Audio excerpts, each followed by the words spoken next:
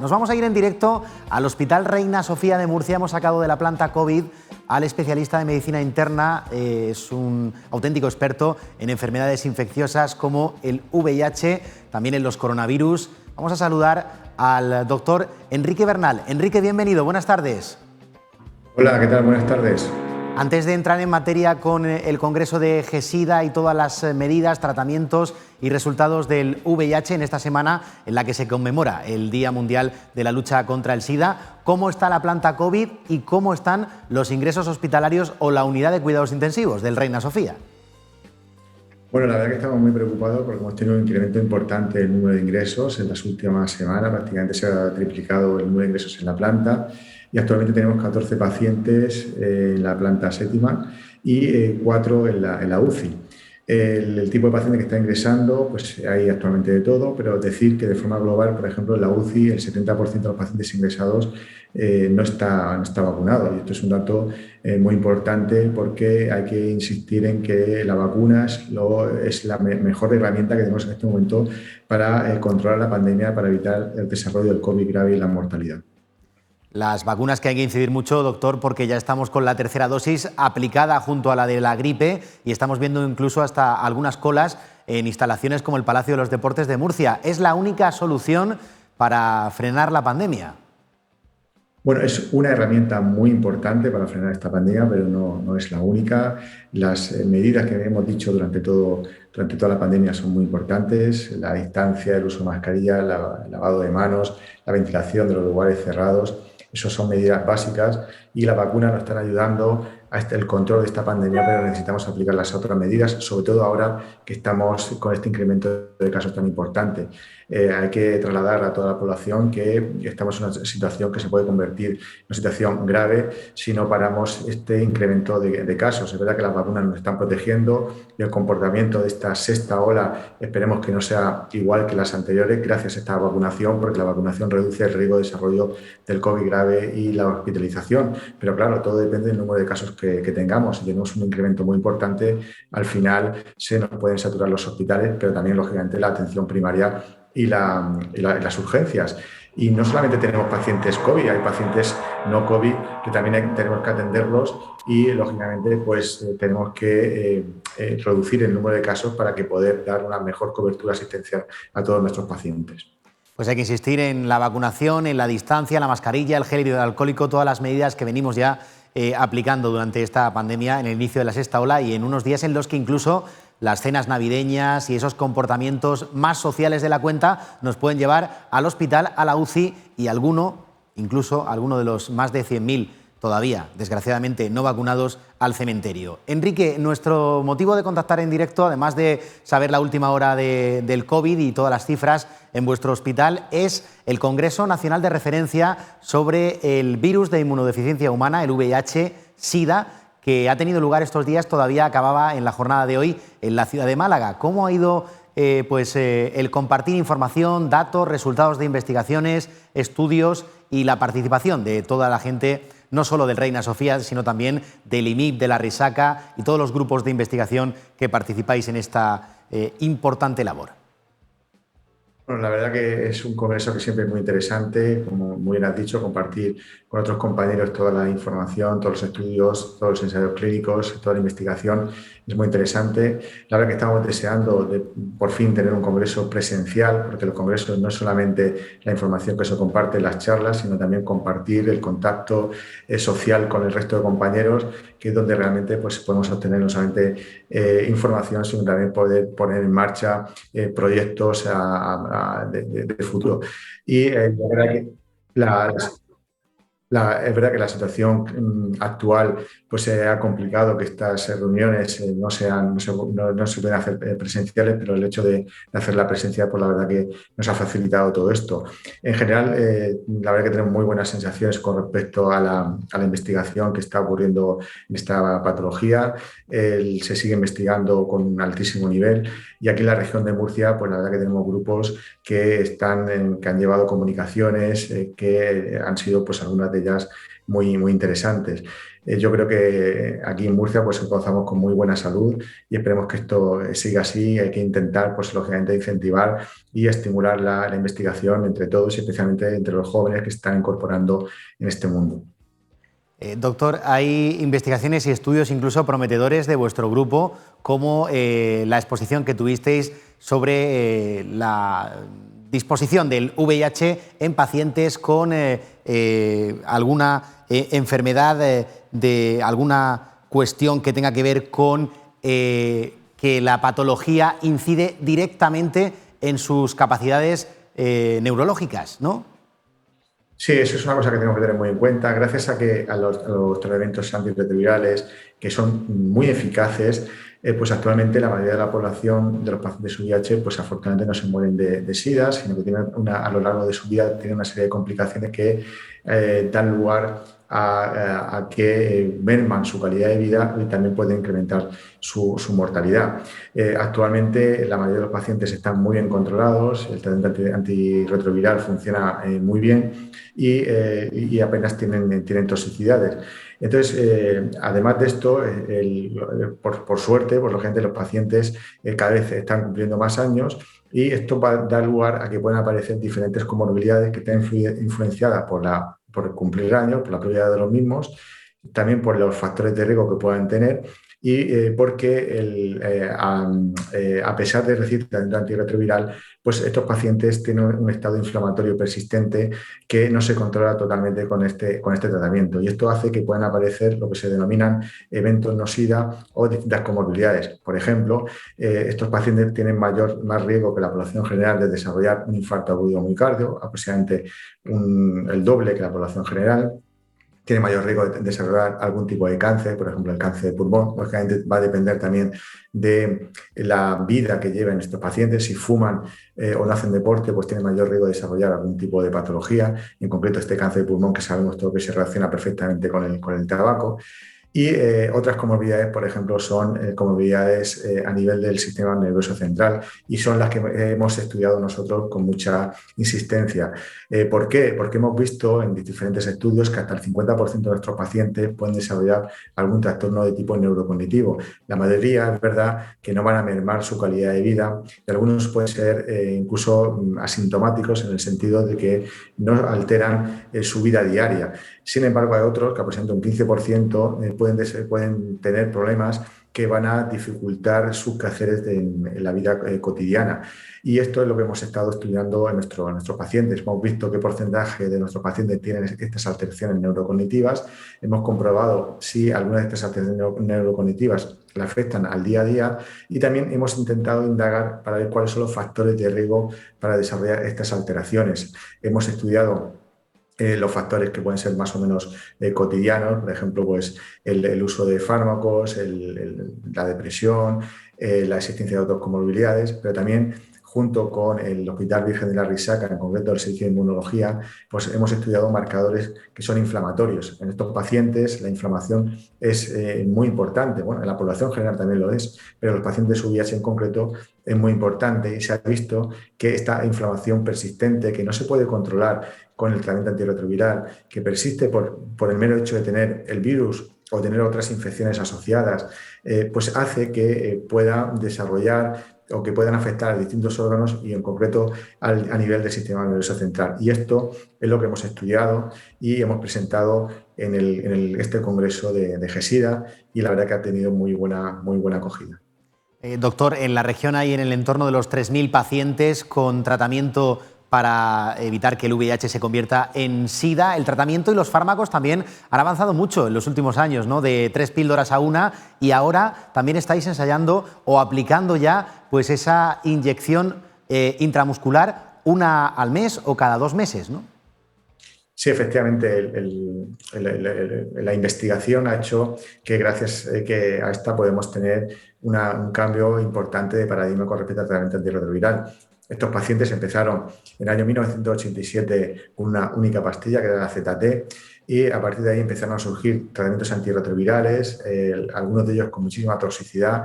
Siempre buscamos la combinación de los mismos porque era imposible poder controlar al virus con uno o dos fármacos. Había que utilizar lo que se llama la triple terapia, que eran por lo menos 3 fármacos. Y al principio, en los orígenes de este tratamiento, era necesario utilizar muchas pastillas, a veces 12, 14 pastillas al día, con muchísima toxicidad y con poca eficacia.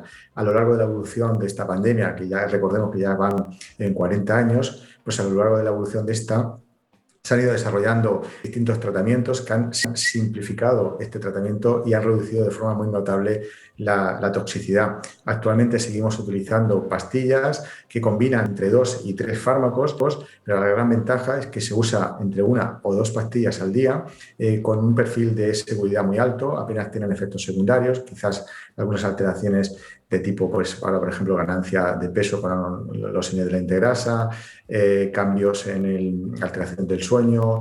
Bueno, prácticamente son fármacos que se toleran muy bien, como digo, con muy pocos efectos secundarios.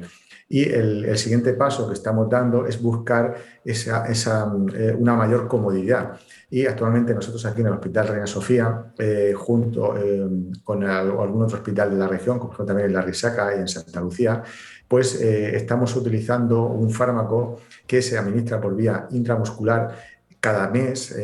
Realmente son 2 fármacos por vía intramuscular cada mes, y que se ha visto que tiene una eficacia muy alta, por encima del 90% en controlar la replicación viral, pero y con muy pocos efectos secundarios. Lo único, pues lógicamente, este fármaco, como se administra por vía intramuscular, pues provoca molestias o dolor en el lugar de inyección de este tratamiento. Nosotros en el ensayo clínico que estamos participando lo estamos aplicando de forma mensual, pero ya se ha visto que funciona igualmente si se aplica cada 2 meses. Entonces, actualmente está en fase de ensayo clínico, todavía no podemos disponer de él para aplicarlo a la población de forma global. Esperemos que a lo largo del año que viene se pueda comercializar y otros pacientes se puedan beneficiar, pero como digo, en este momento está en fase de ensayo clínico.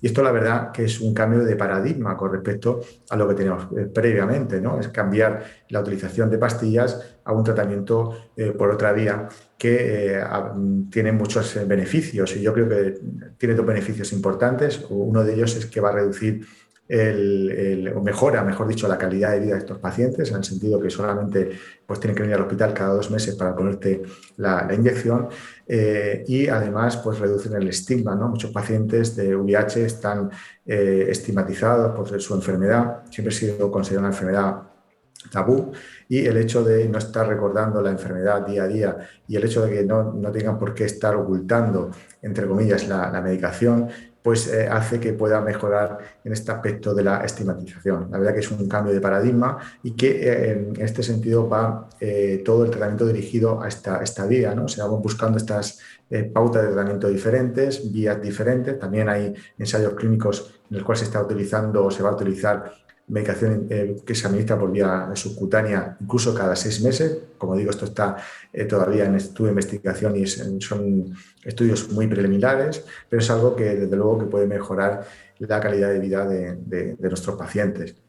A la hora de mejorar esa calidad de vida y sobre todo de incidir en la prevención, hay una herramienta como es la píldora preexposición, conocida popularmente como PrEP, que en otras comunidades de España sí que es verdad que tiene una incidencia bastante alta en cuanto al número de usuarios. Aquí en la región, según cifras oficiales, en el entorno de los 95, dicen las asociaciones, 128 dice la Consejería de Salud, pacientes que toman PrEP. Es un dato realmente bajo, ¿no? Sí, es algo que nos preocupa bastante, que es verdad que se ha implementado y ha crecido en los últimos meses, pero todavía sigue siendo muy bajo si lo comparamos, por ejemplo, con otras comunidades. Por ejemplo, se manejó en Cataluña, es verdad que la población es mayor, pero ahí ya hay 5.000 personas que están tomando profilaxis preexposición. En Madrid está en torno a 2.000 personas. Y hay que decir que esta profilaxis preexposición, que simplemente es tomar una pastilla que está coformulada con 2 fármacos, el tenofovir disoproxil-fumarato y la emtricitabina, se toma una vez al día con muy buena tolerancia, apenas tiene efectos secundarios. La gran ventaja es que tiene una eficacia cercana al 100% en la reducción de la posibilidad de contagiarse del VIH aún teniendo relaciones sin preservativo. Y por lo tanto es algo que las personas que tienen riesgo de contagiarse, personas que tienen múltiples parejas sexuales, pues lógicamente es muy interesante que se implemente, que la tomen, porque se ha visto que la reducción de riesgo es espectacular. Y la verdad que en la región de Murcia pues, estamos preocupados porque sabemos que hay mucha población que tiene riesgo de contagio y no la está utilizando. Hay que decir que esta pastilla está financiada totalmente por el Servicio Nacional de Salud y que lo único que requiere es ir a su centro, a su hospital de referencia y luego hacer unos controles aproximadamente cada 3 meses, que son controles rutinarios para comprobar que efectivamente no hay ningún problema a nivel analítico, que no tienen efectos secundarios y sobre todo para comprobar que en ningún momento se ha contagiado del VIH ni de otras enfermedades de transmisión sexual. Y esto es beneficioso para los pacientes que la están tomando, porque en un momento determinado pues podemos detectar el VIH y está claro que esto es muy importante para el control de la enfermedad. Cuanto antes detectemos la infección por VIH, mejor pronóstico van a tener estos pacientes. Y no solamente esto, sino también vamos a detectar otras enfermedades de transmisión sexual, que es verdad que tienen un tratamiento más sencillo, pero que algunas pueden tener complicaciones a medio y largo plazo. Y esto pues yo creo que es interesante para todos. Hay que insistir en que la profilaxis de preexposición es una medida buenísima y que aquellas personas que puedan tener riesgo de contagio, pues la verdad que es una medida muy, muy acertada, muy adecuada. Muy eficaz, doctor. Le quiero preguntar también si desde el punto de vista científico a los especialistas en medicina interna, en enfermedades infecciosas como ustedes y sus grupos de investigación, les preocupa en esta situación de pandemia. Es verdad que las cifras han bajado, quizás porque hay menos detección o analíticas en todos los ámbitos, no solo en VIH, sino en otras patologías, caso de sífilis u otras ETS, ¿no? Pero ¿les preocupa en la población joven en particular que después de la pandemia, de las diferentes oleadas, haya un boom de las mismas? Sí, efectivamente, como muy bien dices, si uno mira los datos del Ministerio que fueron publicados ayer, pues debemos estar muy contentos, pues que ha bajado de forma muy importante el número de casos nuevos de VIH, más de un 40%. Pero claro, hay que interpretarlo de otra manera. Esto no ha sido porque hay menos casos, ha sido porque se están diagnosticando menos casos y el culpable fundamentalmente ha sido esta pandemia que ha provocado un retraso en el diagnóstico. Los pacientes han acudido menos a sus centros de salud, los pacientes o las personas han hecho con menos asiduidad la prueba y esto lógicamente ha reducido el número de casos. Nosotros esperamos que gracias a la profilaxis de preexposición este número de casos se vaya a ir reduciendo, pero para que la profilaxis de preexposición tenga su efecto necesita tiempo. Normalmente los casos que estamos viendo ahora son casos contagiados hace tiempo, no son contagios normalmente de ahora. Entonces, claro, la profilaxis preexposición pues hará su efecto más adelante y por eso es muy importante que se vaya implementando para conseguirlo, ¿no? Efectivamente, a nosotros nos preocupa el incremento de casos que podemos encontrar más adelante. Y luego una cosa importante que estamos viendo en concreto en el VIH es que se puede incrementar lo que se llama el diagnóstico tardío o la enfermedad avanzada. Normalmente nosotros valoramos lo que son los niveles de CD4, que son las defensas de estos pacientes, y que cuando están por debajo de 200 indica ya una situación muy grave y tiene un alto riesgo de desarrollar SIDA o incluso de mortalidad. Entonces, con el retraso en el diagnóstico, lo que vamos a provocar es esto, que alcancemos un porcentaje importante de pacientes que lleguen con enfermedad avanzada, con el diagnóstico tardío, y por lo tanto puedan desarrollar enfermedades oportunistas y aumentar la mortalidad. Con respecto a las enfermedades de transmisión sexual, lógicamente ahora con esta relajación de las medidas después de cada oleada, puede incrementarse las relaciones sexuales de forma importante sin protección y lógicamente esto se va a traducir en un incremento de las enfermedades de transmisión sexual, que es algo que se está manteniendo a lo largo de los años y que es posible que, lógicamente, después de estas oleadas pues, puedan ocurrir.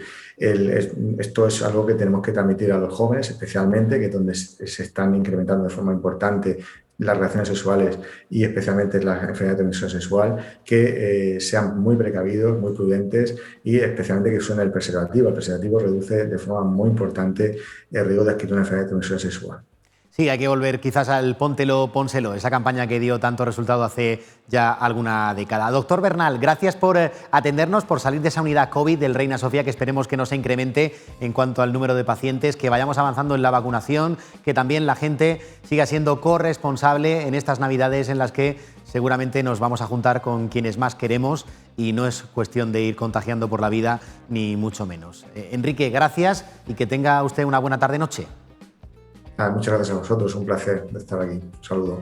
Hasta pronto. Hemos conocido los datos, los detalles de ese congreso de GESIDA en el que participan nuestros expertos de grupos de investigación del Reina Sofía, del Hospital Virgen de la Rixaca, del Santa Lucía de Cartagena. Tenemos muchísimo talento científico y lo solemos exportar, además, de manera muy atinada.